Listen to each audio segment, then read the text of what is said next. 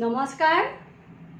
দুটা সমচ্চাৰিত শব্দ দুটা জুৰীয়া শব্দ আমি প্ৰায়ে ব্যৱহাৰ কৰোঁ, কিন্তু ইয়াৰ অৰ্থত কোনটো অৰ্থত আমি কোনটো শব্দৰ ব্যৱহাৰ কৰিম সেই লৈ আমাৰ মাজত হয়তো কিছু পৰিমাণে দুধুমুধুৰ অৱস্থা এটা সৃষ্টি হয়।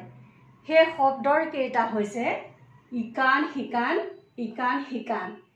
এটা জুৰীয়া শব্দত দন্ত্য ন লাগিছে, এটা জুৰীয়া শব্দত মূৰ্ধন্য ন লাগিছে। হচই কট আকাৰে কা দন্ত্য ন, হচইকে হি কট আকাৰে কা দন্ত্য ন। ইকান সিকান। ইয়াৰ অৰ্থ হৈছে কাণ সলোৱা কাৰ্য, এই কাণটো কথা কোৱা হৈছে। উদাহৰণস্বৰূপে সন্তানহীনাৰ মহিলাগৰাকীৰ মৃতদেহটো ইকান সিকান কৰি ৰাইজে মৰিশালীলৈ লৈ গৈছে।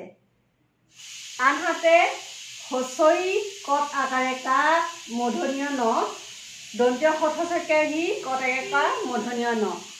ইকান সিকান এই শব্দটোৰ অৰ্থ হৈছে কথা কাণ বাগৰা। উদাহৰণস্বৰূপে কিছুমান কথা আমি গোপনে ৰখা ভাল। যদি ইকান সিকান হয় তেনেহ'লে কথায়ে বেলেগ এটা ৰূপ লয়। ধন্যবাদ।